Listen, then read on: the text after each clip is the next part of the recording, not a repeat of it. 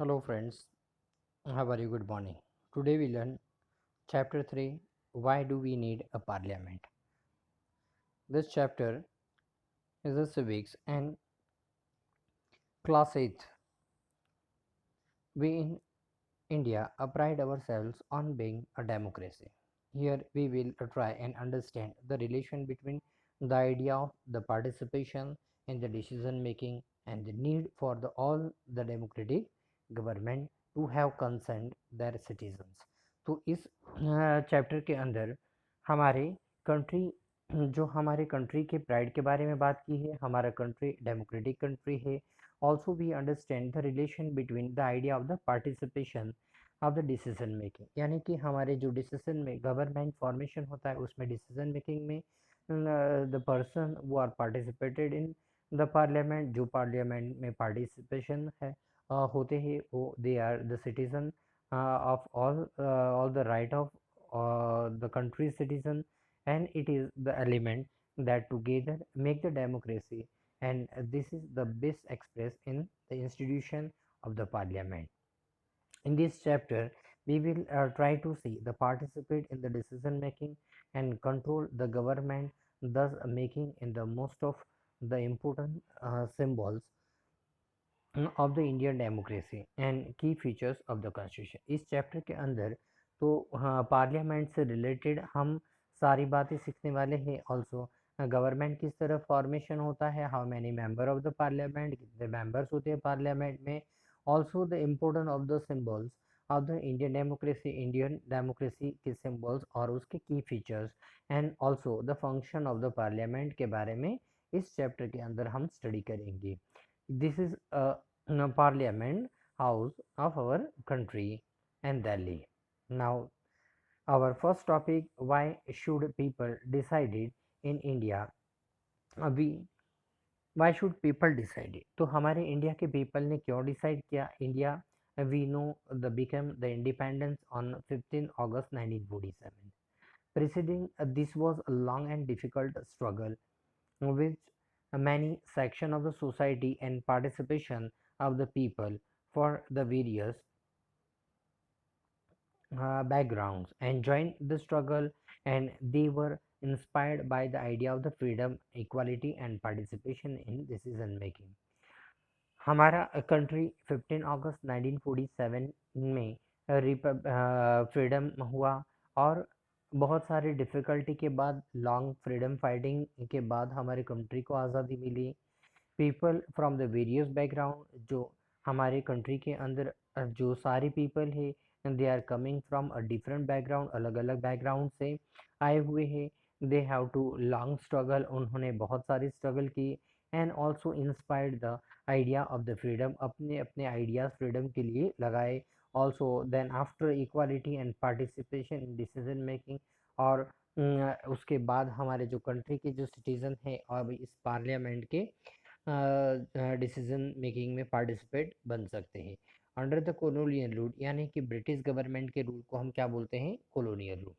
The people had lived in the fear of the British government, did not agree with the many of decision, and they to by the face gave danger if they try to criticize this decision, and the freedom movement changed this situation.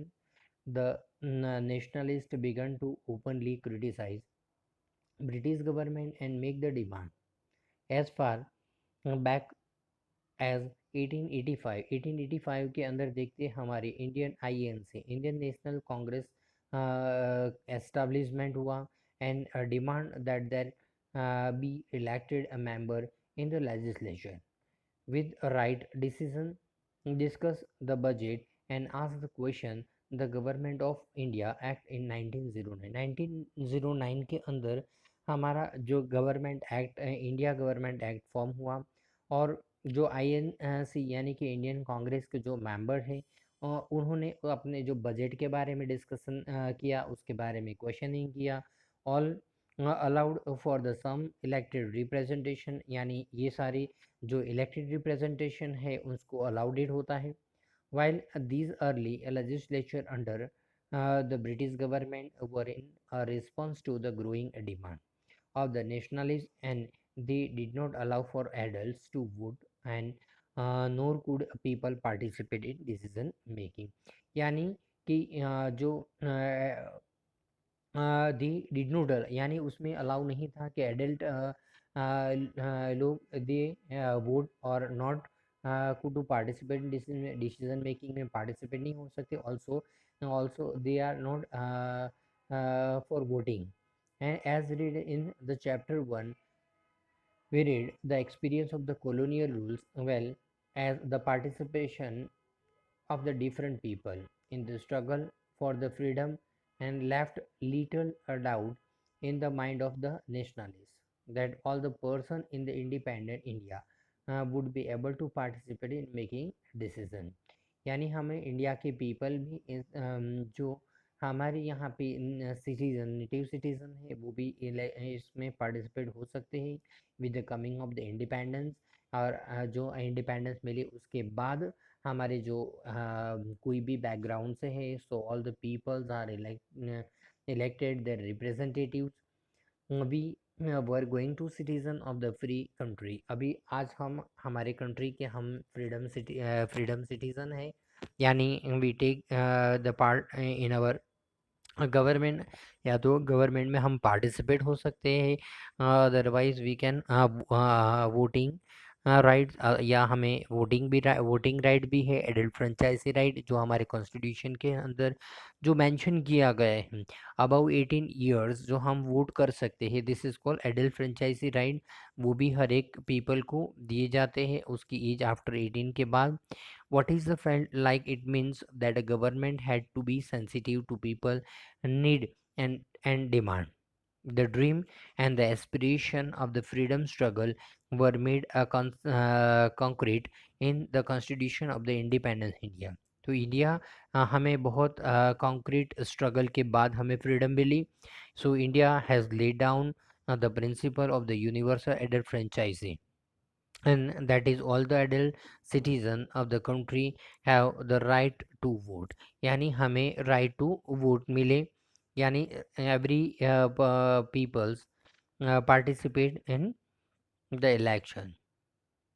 People and their representative take of the point of the democracy is idea of the desire, approval and participation of the people, decision of the people, and that create the democratic government and decided about the functioning.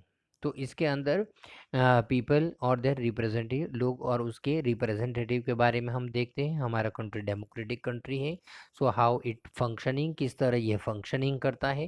तो ये सारी बातें हमें याद रखना है. The basic idea in the democracy is that individual और the citizen is the important. तो हमारे डेमोक्रेटिक कंट्री के सिटीज़न का बहुत इम्पोर्टेंट होता है, because of the every voting depend on the peoples. People के ऊपर डिपेंड होता है, पीपल ही अपना वोट डालता है और किसके फेवर में डालता है उसी को ही वही रिप्रेजेंट होता है. सो यानी अपने कैंडिडेट को चूज़ करने का उसको राइट मिलता है. As other public institution need to have the trust of the citizen, यानी इस पे ही सिटीज़न का ट्रस्ट होता है. क्योंकि हर एक जो पब्लिक इंस्टीट्यूशन है गवर्नमेंट के, यानी जो भी पार्टीज या तो जो कैंडिडेट्स है वही उस पे पीपल का ट्रस्ट होता है, and then he give the vote. वो लोग वोट भी इसी तरह देते हैं. How does the individual give the approval to government? And one way of the doing, and so you read through the election, people would elect their representative to the parliament. तो parliament के अंदर people अपने representative को select करते हैं. One group from among these elected representative from the government. हमारे यहाँ पे आपको मालूम है हर कंट्रीज़ के अंदर अलग अलग पार्टियाज होती है, तो वो party they participate in the government, और उसको सिलेक्ट करने का राइट पीपल को है. हमारी कंट्री डेमोक्रेटिक कंट्री है, इसलिए so people giving the vote and then select their representatives. The parliament which made up of the all the representatives together and control the guide to the government. So in this sense people through their chosen the represent, इस तरह people अपने representative को select कर सकता है या तो choose कर सकता है for the government and also control it, और गवर्नमेंट को अपने कंट्रोल में रख सकता है, ऑल्सो गाइडेड इट, तो उसको गाइड करता है, यानी कि गवर्नमेंट जो चलाते हैं और उसके जो कैंडिडेट्स होते हैं, सो वो अपनी जो पार्टीज को लेकर अपने सोसाइटी के लिए जो भी काम करते हैं, they are the responsible leader for the nation. The above idea of the representation has been an important themes. यहाँ पे क्लास 6 और क्लास 7 के अंदर हम सोशल और पॉलिटिकल लाइफ टैक्स उसके टेक्स्ट बुक में हम ये सारे बात को रिप्रेजेंट किया है. So you are the familiar with this representative are chosen at the different level of the government. Government के अलग अलग लेवल में अलग अलग तरह जो हमारे जो रिप्रेजेंटेटिव होते हैं उसको हम सेलेक्ट करते हैं. So let us recall these idea by doing the following exercise. So यहाँ पे हमें बताया है एक्सरसाइज में कि किस तरह हम हमारे मेंबर्स को या तो सिलेक्ट करते हैं. ना आगे हम देखते हैं ये हमारा पार्लियामेंट है और यहाँ पे जो सारे मीटिंग्स होती है इन the parliament of India. Also सारे जो मेंबर ऑफ द पार्लियामेंट्स यहाँ पे इकट्ठा होते हैं और यहाँ पे सारा डिस्कशन होता है. ऑल्सो क्वेश्चन आर, यहाँ पे क्वेश्चन आर भी होता है, सारे क्वेश्चनिंग होते हैं in the favour of the government या तो in favour of the government. Now this point is the role of the parliament. It created in 1947. हमारी जो पार्लियामेंट कब क्रिएट हुई? After 1947. The Indian parliament is express of the faith and the people of India have in a principle of the democracy. These are the participation by the people in the decision making process and government by consent. The parliament in our system has immense power because it is a representative of the people. तो ये जो parliament है तो वो representative peoples होते हैं, उससे ये पार्लियामेंट यानी कि मेंबर ऑफ पार्लियामेंट एमपीएस, तो वो सारे जो कैंडिडेट्स होते हैं उसको हम एमपीएस यानी कि मेंबर ऑफ पार्लियामेंट बोलते हैं. Election to the parliament are held similarly manner as they are for the state legislature. जिस तरह स्टेट लेजिस्लेचर का जो इलेक्शन होता है उसी तरह हमारे लोकसभा और राज्यसभा के इलेक्शन होते एवरी 5 years के बाद. The country is divided into a number of constituency. हमारा कंट्री अलग अलग अलग कॉन्स्टिट्यूएंसी में डिवाइड है. आपको मालूम है जब हमारा कंट्री फ्रीडम हुआ तब 562 प्रोविंस थे, आपको मालूम है, तो they are the it is a constituencies. So each of these a constituency elected one person to the parliament. तो हर एक कॉन्स्टिट्यूएंट में से एक पर्सन को एज अ पार्लियामेंट मेंबर लिया जाता है. The candidate who consent the election usually belong to different participate political parties. तो यानी कि इसके अंदर अलग अलग पार्टीज के member they can participate in different political parties के लीडर्स इसमें पार्ट ले सकते हैं. So with the help of the table below let us understand this further. तो इस टेबल के अंदर हमें बताया है कि नेशनल पार्टीज और स्टेट पार्टी तो अलग अलग सीट्स बताइए. जैसे कि जो हमारे नेशनल पार्टीज के बारे में बताया है तो भारतीय जनता पार्टी 282 सीट्स है. कम्युनिस्ट पार्टी यानी कि सीपीआई की 1 सीट. कम्युनिस्ट पार्टी यहाँ पे ये हमें 2014 के बारे में बताया है. 2014 में जो हमारी लोकसभा इलेक्शन हुआ था उसके बारे में बताया. यानी और सीपीएम यानी communist party of India 9 members है. और आईएनसी यानी कि इंडियन नेशनल कांग्रेस के 44 मेंबर्स और नेशनलिस्ट कांग्रेस पार्टी के 6 मेंबर्स. उसके बाद स्टेट पार्टी और रीजनल पार्टी के बारे में भी सारे मेंबर्स क्या इंफॉर्मेशन दिया है. तो हर एक बहुत सारी स्टेट में बहुत सारी पार्टी है.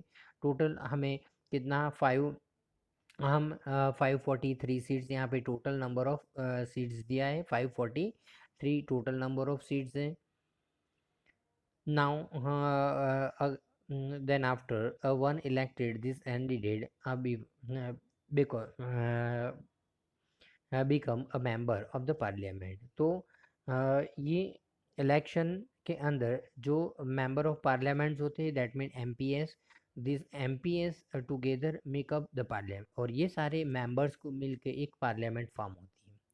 So one elections to the parliament have taken a place, and the parliament need to perform the following function. और पार्लियामेंट के फिक्स फंक्शन है, हाउ टू वर्क पार्लियामेंट, तो उसके फंक्शन फिक्स फंक्शन किए गए हैं.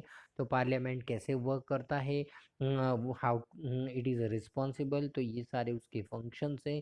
तो यहाँ पे हम हमारा वीडियो पार्ट हम वन कंप्लीट करते हैं, and next chapter start from the video part 2. Okay friends, subscribe my channel and share more students. Bye friends.